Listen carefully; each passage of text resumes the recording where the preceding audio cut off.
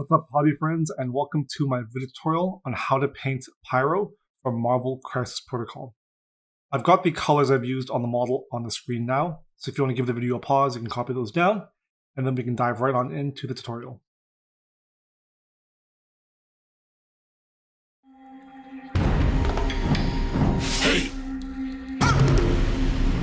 In terms of the build, not a whole lot to talk about. There are a couple of seams that do run down the halves of the torso on both halves, as well as on the shoulders and the collar. What you'll want to do is make sure that you really squeeze it tightly. I recommend using plastic cement. It'll help create a stronger bond, melt the plastic together. And then, because the seams after I built it were fairly slight and very, very thin, I just gave it a few pretty thick coats of Vallejo's gloss varnish. That should seal up the little gaps that are. Once I prime the model, I'll go back in. I may have to do a little bit of sanding and then maybe one final coat of gloss varnish just to touch everything up. Because the model is going to be a fairly bright yellow suit, I'm going to be doing a number of steps early on with the airbrush to lay down the first base coat and a couple of highlights with the yellow before going back in by hand and painting everything else. And then for the base, because this is going to be for a commission, I'll be doing this sort of blue-gray basing scheme that matches my clients. I'm not going to show it in this video because I've done it before in the past. I'll have links in the video description below that show you the technique that I use to paint the base. So if you want to check that video out, you can follow that along and then that right on in. I'm going to prime the model with Vallejo Surface Primer Black. I'll paint the base off camera and then we'll jump on into the airbrushing and then painting this model. I'm going to start with some airbrush prepping on the suit. I'm going to start with a base coat of World War I French brown, and I'm going to apply a nice even base coat. You can see that I've used some painter's tape and putty to mask off the base. From there, I'll do my first step of a zenithal highlight with number 6 earth yellow. You can see that I'm spraying from directly on top of the model to get this color onto the raised surfaces and leave the shadow areas in that base color. From there, I'll mix in some volcanic yellow into the earth yellow to form my next zenithal highlight, and I'm going to continue spraying from directly on top, again, looking to catch the raised areas of the suit. You can go a little bit heavier with this color, largely because it's still fairly thin because of the yellow, and we want the suit to be yellow and not a brown ochre. From there, I'm going to go in by hand with pure volcanic yellow, and I'm going to start to pick out all of the raised areas and muscles. I did find this model particularly challenging because the muscles aren't really well formed. They're very well defined, but they're almost sculpted just like flat armor panels that kind of connect together. So there is quite a bit of work that you have to do to actually paint and connect those muscles. I'm going to continue highlighting with pure yellow, and again, focusing on connecting the muscles, making it feel a little bit more natural. I found that at this stage of the model, I was fighting the sculpt a lot to really define the form and the volume of the muscles versus what is actually sculpted, which again, fairly flat, almost feels like individual armor segments and less so a sculpted musculature underneath a skin-tight suit. You can see that I'm not really focusing on smooth blends. I really want to make sure that I'm placing my highlights in the proper places, because what I'll then do is, after I've applied my highlighting, I'll go back in with a yellow glaze to knock everything back. So even now when I'm going into my pale yellow for my highlighting, you can see that I'm really exaggerating the value of this color. It does knock back some of that saturation with the yellow, but again, I'm not too concerned with that. I'm looking mainly to really define the brightest areas of the suit, making sure to connect each of those muscles, make it feel like it's an actual human body and not armor. Once I've got that highlighting down, I'm going to start with a glaze of World War I French brown. Get this into those mid and shadow tones, very, very thin with the airbrush. The goal here is to start smoothing out those blends and bringing back some of that sort of brown-orange tone into the shadows. From there, I'm going to take a 50-50 mix of blood red and volcanic yellow, and I'm going to start airbrushing the fire. So we're looking at what's in the hand and in the hair. I started airbrushing the fire on the hand, and I ended up going back in with some painter's tape to mask off because I was finding I was overspraying into other parts of the model behind. I'll continue by mixing in more and more blood red until we're getting to pure blood red. With this color, I'm focusing mainly on the, funnily enough, the coolest parts of the fire. So as it gets close to the source of the fire, it gets more intense, more of that yellow and the white. As it gets further away, it's cooler, more of that orange and red. Once we've finished with the airbrush, for the fire, I'm going to go in with glazes of Game Ink Yellow. And this is really where we start to see the over highlighting on the suit really pay off. The Game Ink Yellow really does knock back the value of all of our highlights. So that pale yellow really does get knocked back once we get those glazes of Game Ink Yellow. And you can see that even that orangey brown shadow in the midtone takes on a really rich, warm saturation because of that Game Ink. From there, I'm going to finish off with some touch-ups of yellow. And I'm really focusing on the fire here, bringing back a bit of that pale yellow again into the harder elements of the fire.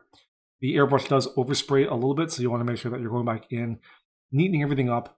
You can skip a bit of this cleanup phase if you do your glazes by hand rather than with the airbrush. You get a little bit more control, but it does take a little bit longer, I found, and you have to be very strong and comfortable in using the brush to apply feathering and glazing. To paint the red of the suit, I'm going to start with a base coat of reddish black. Get a nice even base coat, and then where you get to the edge around the yellow parts of the suit, be very careful, be really neat. You don't want to have to make a mistake and go back in and painting the yellow, because you'll almost have to start from scratch to correct any overpaints on the yellow.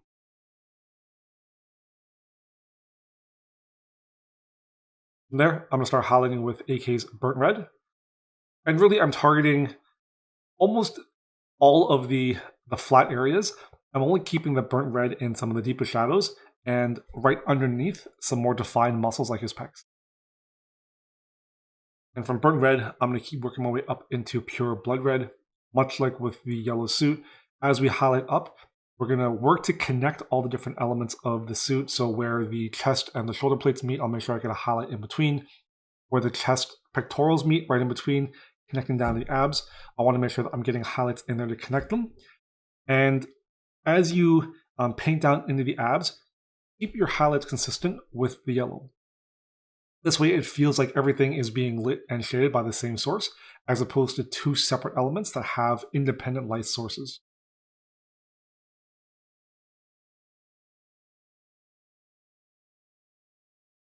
You can see here I'm working my way up to pure Blood Red, continuing as I get brighter and brighter through my red highlights into the Scarlet Red and then eventually Amaranth Red.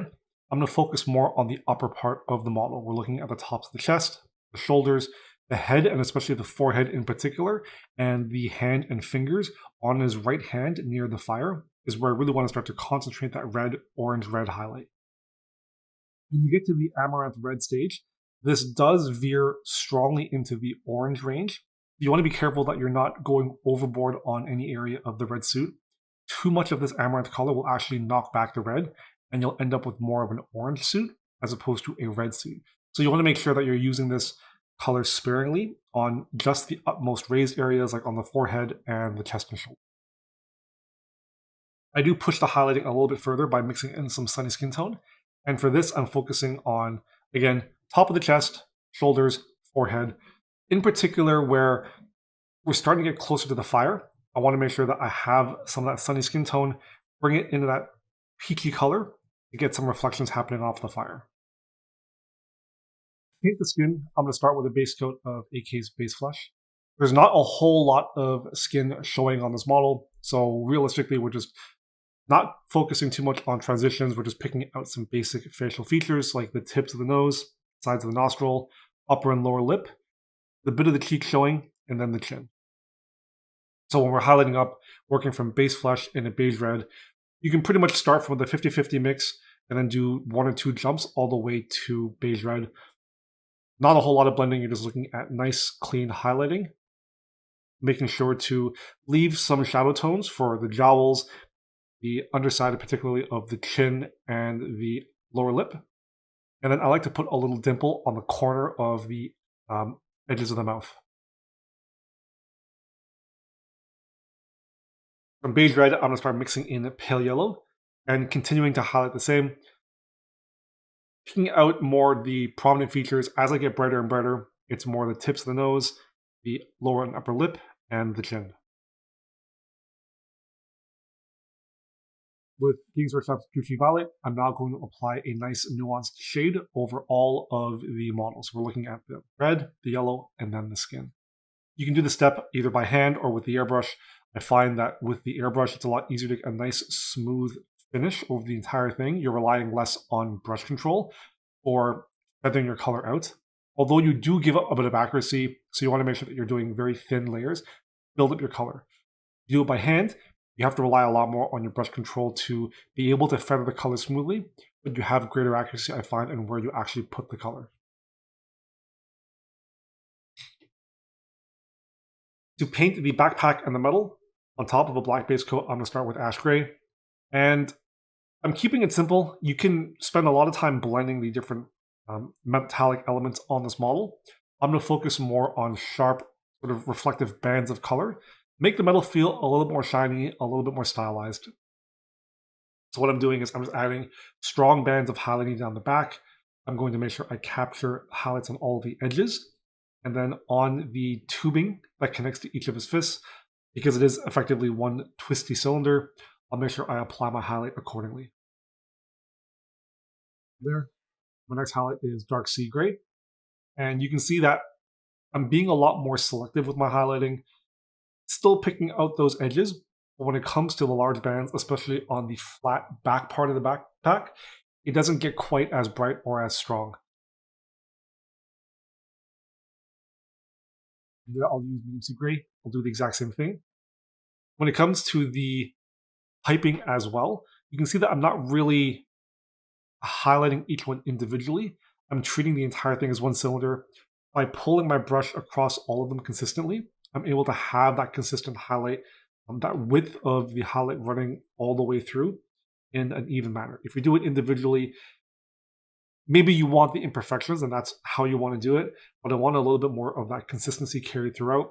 So what I'm doing is I'm highlighting the tubes all the way through, and then I'll go back in afterwards and use some black paint to clean up the edge. You can see here as I'm going brighter and brighter, I don't want to say it's messy, but it feels messy because the paint's getting into that black lining or that crevice in between each of the segments.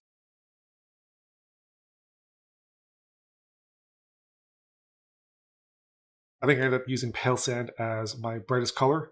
I avoided using pure white, I think, on most of the metallic on this model, just because I didn't want to have too strong of a value pulling away from the yellow, in particular the fire on the front of the model. I find doing an off-white with like a pale sand or even a greenish white is a great substitute for an almost white without necessarily using. You can see on the tubing as well, I'm adding an extra reflective highlight underneath, thinner with a bit of a diluted layer. And I'm picking out all of the upper raised edges on the backpack, making sure to really add some sparkles and pings on the corners. From there, I'll go back in with a glaze of black, and especially on the flat of the backpack, I'll use it to knock back some of those transitions, create a bit more of a fade into the shadow tone. And then as mentioned, I'll go back in and I'll blackline all of the segments in between each of the cabling. So you can see, especially on the flat of the backpack, just a few layers of that black glaze creates a softer blend and gives it a much more polished look from where we were when we started sketching in the metal. And that finishes our Pyro model.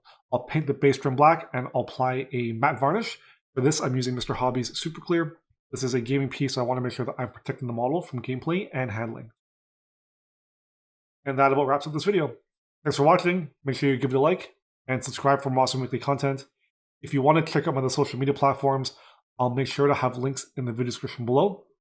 As always, until next time, happy hobbying.